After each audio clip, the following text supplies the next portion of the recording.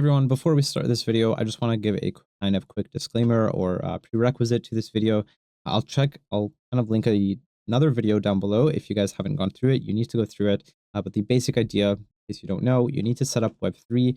So kind of to quickly go through this, you need to enable, select your blockchain, and do all this stuff. Then once you've done this, you need to create a game account. Once you hit create game account, this will pop up. We can confirm to pay the minimum fee. We actually set it up. Once you've done this, this will pop up, and that is it. Okay, so check that out. The additional thing that I don't show in that video is specifically the game account. So, but that's pretty easy. You just set it up. You just hit create and then pay the small fee. So once that's done, you can load balance, add Solana, doesn't really matter. Hit save, close, and you're ready to watch the rest of the video. In this video, we'll be exploring a competition in Moddio, so how to set it up, and we'll be going through examples of it and how it works. Now, first, we'll explore some of the triggers in Moddio and the order that they go in. So first, we have competition starts accepting players. This is the initial trigger that happens when we look at competitions in general. Once we've accepted the players, the competition begins. Once that happens, you can play your game, whatever it may be, collect points, kill other players, have last man standing, capture the flag. It doesn't matter. The game starts. That's when we'll start doing things. And then you have to have a trigger for competition is closed. So once the game ends, you trigger competition is closed. And then that is when the competition ends. So these are all in order. All right, so we're going to look at an example inside of Moddio, but let's take a look at the scripts that we might need and the order that we'll put them in. So first, we're going to start and join the competition by pressing Q. So we're going to use a button to join the competition. And once we've done that, we'll initialize a new competition automatically, and then we'll start the competition. After that, the game starts. The game actually happens. This is where people start killing each other. They start playing, etc. So we'll take a look at an example of how that works. But yeah, and then we close the competition when there are less than 2 players. And of course, after that, we'll check every second, have a trigger for every second essentially inside of the game. Once all that happens, we check for a winner. Once we have a winner, we end the competition and then we print the competition results, whatever it may be. All right, so let's take a look at some of the code here. So the first thing that we do is we start joining the competition, right? Now, it's not really the first thing, but we'll take a look. So first we check if a competition is currently running. And yeah, if it is, if it's not, if there is no competition that's happening, we run the script initialize a new competition. So if there's no competition active, we start a new one. Now, this is the one that technically starts first, right? So here, to actually initialize a new competition, we set the variable competition state as accepting.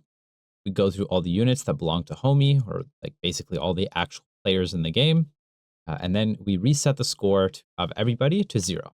Okay, so we're taking the score attribute of every player and setting it back to 0. Then this is where we officially start accepting players. We accept 8 players up to 60 seconds. So we have 60 seconds to accept up to 8 players, right? So that it's maxing it out at 8 players. The entry cost, you can set it from 2 to 20, but do keep in mind, I think Moddio keeps 10%. So yeah. And then we hide the top user interface element for everyone. So this is just an interface. We're just going to hide it. All right. And then we start the competition. Here, first, before we actually start the competition, we're going to run this script, close competition with less than 2 players. We'll go through that in a minute. But essentially, if there's less than 2 players, meaning there's 1 or 0, I don't know how there would be 0, but if there's 1 player playing with himself, then we're just going to end the competition there, right? So this is something you can add if you'd like. Or, I mean, yeah, I don't know. It will end the competition if there's only 1 player, right? Because then there's no one to play with. Now here we'll hide the UI again, and then we'll set the competition state as battle. So the battle or the competition is currently going on. There's a battle going on, right? Here we're going to loop through all the players that are competing and teleport them into that area or into the arena specifically. So the arena, in case you guys don't know, save this, is this area right here. So this is the arena and this is the hangout area, right? So I go to map, the hangout and arena. Okay, back to the scripts. Okay, so that's the competition start. Once that happens, we will go into here and check every second. What are we going to check?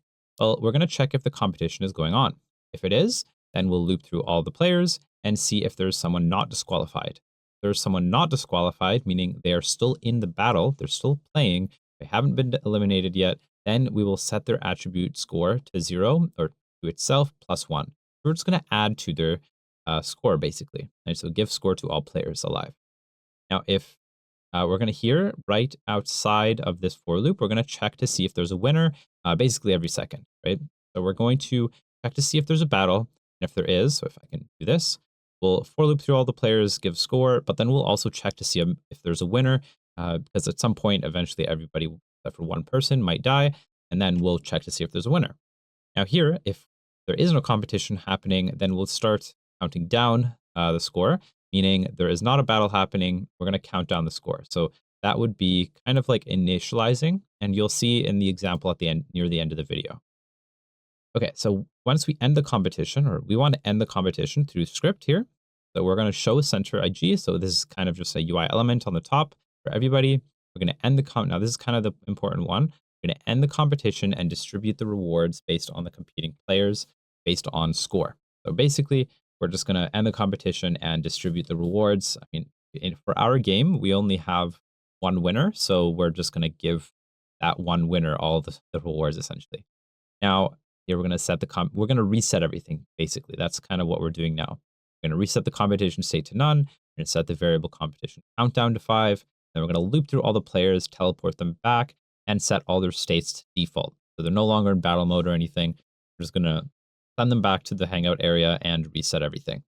Here, we're going to destroy all the bubbles. Now, the bubbles are part of the actual gameplay that you'll see in a minute. But yeah, we're just going to destroy all of them, and that's it. Then we print the competition. So here, when the competition ends, we will print the competition results. So here, again, we'll just update the center LG, like for the UI, with the winner. So we're going to update the winner.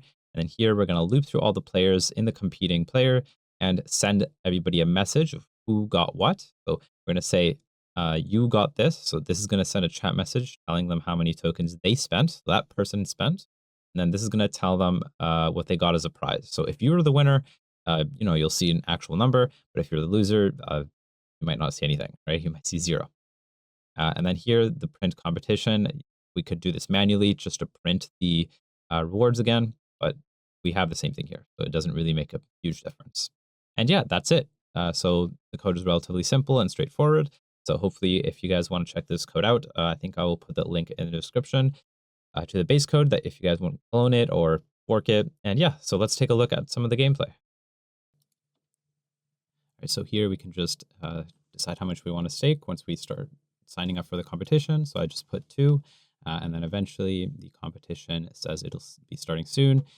It'll technically it's 60 seconds, but let's just speed up here. So it says competition is starting. We'll prepare the match, and we'll eventually get teleported inside. Here we go.